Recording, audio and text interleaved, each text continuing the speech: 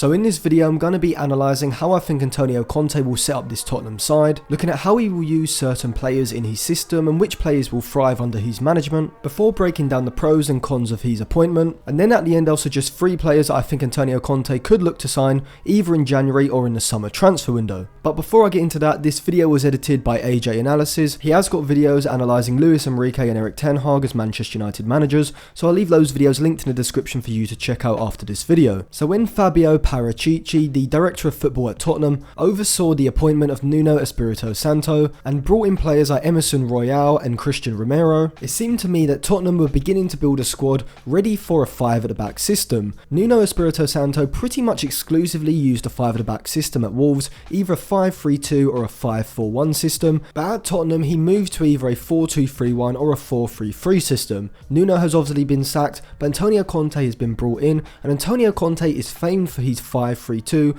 or 5-4-1 systems, so this does seem like the perfect appointment just from a tactical point of view. Now at Juventus, Conte did start off by using either a 4-4-2 or a 4-4-2 diamond shape, but in the end he settled on a 5-3-2 shape, whilst also using a 5-4-1 with a diamond midfield at times. And then with Italy he also used a 5-3-2 shape at Euro 2016, before at Chelsea he started off with a 4-3-3 but quickly adapted that to a 5-4-1 shape, using Hazard and Pedro as inside forwards with Diego Costa up front. And then at Inter Milan we did see him move back to the 5-3-2, and I would say that the 5-3-2 is Antonio Conte's preferred shape, and it does suit this Tottenham side best, and this is why. So the problem that Tottenham have had both with Nuno Espirito Santo and Jose Mourinho is that their pressing shapes are completely null and void. With Jose Mourinho, particularly in big games, what we would often see is Tottenham completely abandon any sort of press and pretty much invite the opposition into their own half. This pretty much just invited pressure and put Tottenham on the back foot throughout the whole game. We did see Nuno engage the opposition a little higher up the pitch, but he isn't famed for his high pressing shape,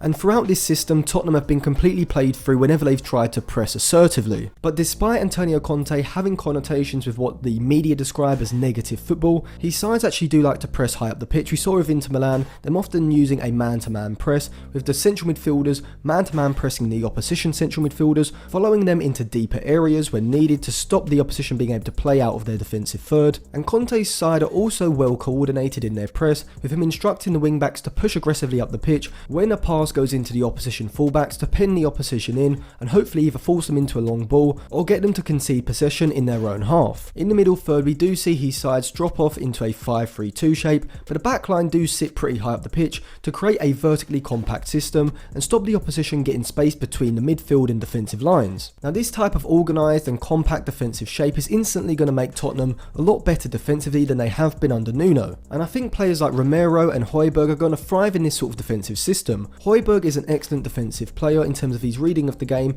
and his tackling ability, which are both the best of any Tottenham central midfielder, so he's going to be playing that deep single pivot role. And Christian Romero at Atalanta was being used as a central centre back in a back three, playing the stopper role, and this gave him the licence to push out of the back line, and because of his aggression and tackling ability he was able to dominate the area in behind his midfield line. Now I will come on to how I think Conte will set up Tottenham offensively, but before that I'm going to add in players into this defensive system and explain how I think Conte will use them. So obviously Lloris is going to be the keeper, and in the left-sided centre-back position I think we will either see Joe Rodon or Davinson Sanchez, but I think Ben Davies will be the player that Conte goes with. He's a left-back who's much better defensively than he is going forward, but he still has that full-back's ability to bring the ball out from the back, and I think Conte will like that from his left-sided centre-back. So I think Ben Davies could see a similar sort of revival to how we saw Conte revive the likes of Azpilicueta and Victor Moses at Chelsea, with Azpilicueta being in a similar sort of position in 2016 as we see with Ben Davies at Tottenham now. But a player that I think will thrive under Antonio Conte will be Tanganga in that right-sided centre-back position, because he has all the physical and aerial attributes of a very good centre-back whilst having the one-on-one defending ability and pace of a full-back, making him perfect for a wide centre-back role. Now if Tottenham have the wide centre-backs to make a 5 at the back system logical, they definitely have the wing-backs. In Emerson Royal and Reguilon they have players who are much better going forward than they are defensively, with Reguilon being one of the best defensive full-backs in Europe when he was at Sevilla, and Emerson showing he's a very athletic player suiting the wing-back role in an Antonio Conte system, and if he can improve his end product in the final third, he can become an elite level wing-back. Now in possession, Antonio Conte sides do thrive when playing a quick transition in attack, playing vertically direct passes into the front two, either into the feet of one of the forwards who will drop off from the forward line to link the play, or a long pass into into the channels to release one of the forwards down the flanks. At Inter Milan, Conte had Lautaro Martinez and Romelu Lukaku who could perform either of these roles, but at Tottenham I think Conte will use Son and Kane in that front two, with Kane being the player to drop off from the forward line to link the attack, and Son being the player playing more as a wide forward, drifting into wide areas and looking to make runs in behind the opposition's back line. But despite Conte's sides looking to transition the attack quickly and play these direct passes, his sides do actually look to play out from the back, and this is because his sides want to draw the opposition higher up the pitch. So what we will see in the build-up phase is either a 3-3-2-2, with Højbjerg playing as a regista, being the man to link the defensive and midfield lines, with the wing-backs sitting in line with Højbjerg, offering passing lanes out wide, keeping the width in the system, and maybe even looking to draw the opposition's fullbacks higher up the pitch if they do look to press aggressively, and this will leave space wide of the centre-backs for Tottenham to play a long pass into and release Son down the channels. Now in terms of the two central midfielders ahead of Højbjerg, I think Conte will go with Ndombele and Lo Celso, and in the build-up phase he could either have them positioned high up the pitch, looking to drift into positions to become the free man and enable Tottenham to play out of the press, or have one, probably Ndombele, dropping into the deeper position alongside Højbjerg in a double pivot to use his press resistance to enable Tottenham to play out of the high press. Now when Tottenham have the ball in the middle third, what we will see is the wing-backs push further up the pitch, almost in line with the two forwards, creating a 3-3-4 system, with the two central midfielders ahead of Højbjerg, Lo Celso and Ndombele, either dropping in alongside Højbjerg if needed, or pushing up between the lines if the space is there. Now a big part of Antonio Conte's attacking style is switching play quickly and having a free player on the opposite flank, and this is why the wing-backs are so important in an Antonio Conte system. We will see the ball go into one of the central midfielders, Christian Romero or maybe even Harry Kane in a more advanced position when he drops deep to get on the ball, and have them look for that early diagonal pass out to either Reguilon or Emerson, who will be positioned high in space, and they will be free because the opposition system won't be able to expand that wide, and this will enable Tottenham to progress the ball into the final third when the middle of the pitch is compressed. Now I do think Harry Kane's going to have to refrain from dropping deep into midfield, and he's going to have to retain a higher position, as when the ball goes out wide, Tottenham are going to need both him and Heung-min Son ready to attack the early cross from either Emerson or Reguilon. So that is my breakdown of how I think Antonio Conte's side will play both with and without the ball. Obviously there will be some deviations depending on the opposition, but in most games Tottenham will follow these fundamentals. So I do think pretty much every starter under Antonio Conte will improve from the spell of Nuno and Jose Mourinho, but I do think there will be certain players who experience career revivals like we saw the likes of Victor Moses, Azpilicueta, Marcelo Brozovic and Ashley Young experience while playing under Antonio Conte. I think the three main players will be Ben Davies and Tanganga, who I spoke about thriving in those wide centre-back positions. They are kind of let down when they play in full-back positions because of their lack of offensive capabilities, but defensively they're usually excellent, and I do expect Tanganga to become one of the best defensive players in the Premier League. But I also expect Tanguy and Ndombele to thrive in that midfield three, being given extra freedom to either push further forward and sit between the lines of the opposition's defensive system when needed, or dropping deep to aid Tottenham during their build-up phase, because he is one of the most press-resistant players in the Premier League, so I do expect him to thrive in Antonio Conte's midfield three. And even though some people have highlighted Dele Alli as a player to maybe thrive under Antonio Conte,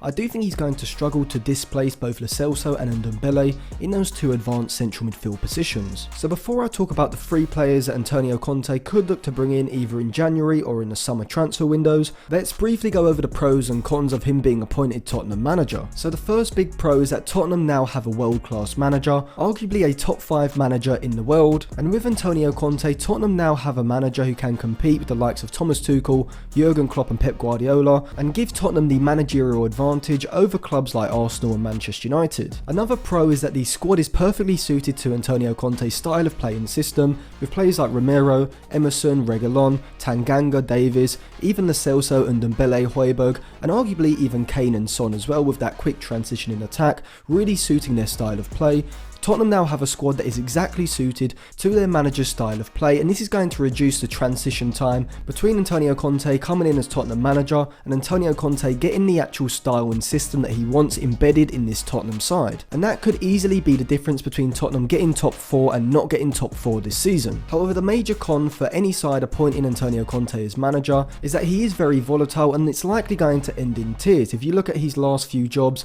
at Inter Milan and Chelsea, he has left very dramatically, leaving the club in sort of a downward spiral, you could argue, and particularly at a club like Tottenham, who don't really have these world-class players to maybe make a transition of manager slightly easier, this could be a major problem in a year and a half to 2 years' time. But specifically for Tottenham, the major problem is that in 2023, when Antonio Conte's contract does run out, they are going to be in the same position, looking for another manager and potentially looking for another rebuild as well. So if they bring in players who are just suited to Antonio Conte's style and system, unless they get a manager who is also along the similar style and system of Antonio Conte, they are going to need another massive rebuild. So that has to be thought into the plan as well. And with Conte signing a contract that will see him be at the club for just one full season, I do think he sees a Tottenham job as an intermediate job before he gets his next big job, you could say. And I think he's got his eye on maybe Real Madrid, PSG and potentially Manchester United after this job. So Tottenham are going to have to back Conte heavily, either in the January transfer window or at the very least in the summer transfer window.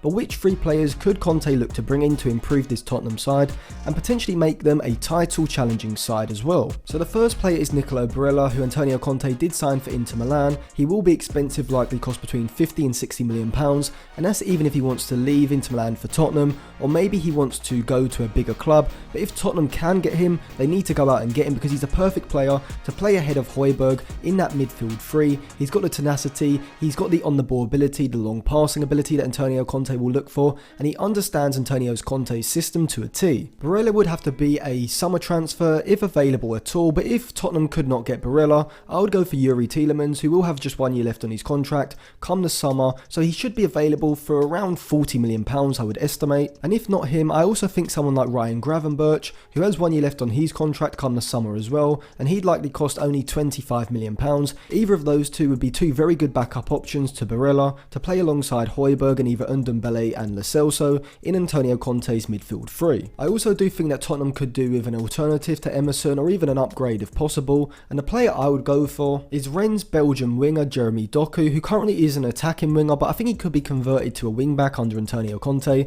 in a similar way to how Victor Moses was during Conte's time at Chelsea. And Doku is one of the best dribblers in all of European football. He's up there with the likes of Alan Saint-Maximin and Adama Traore, so I think playing as a wingback, he'd give Tottenham that electric dribbling ability to progress the ball forward. And he's only 19 at the minute, 20 in May, so his end product is going to develop further. But in Doku, Tottenham would have one of the best defensive wingbacks in world football. He'd significantly improve Tottenham's output from the right flank and would likely only cost around 30 million pounds, which is great value for a player at the level of Doku's. I would imagine he would be available in January, but if not, Tottenham could go for a shorter term option. Maybe someone like Juan Cuadrado could do a very good job in that right wing back position. And the final player I would suggest would be Dusan Vlahovic of Fiorentina, who has been one of the best goal scoring forwards in all of Europe in the past year or so, and he does have a contract that runs until 2023, so come the summer, Fiorentina may be willing to sell him. Alongside Harry Kane, he would play more as a centre forward and would definitely provide the aerial threat that Conte would look for, particularly with the service from the wing backs, so I think him and Kane could form a very good partnership.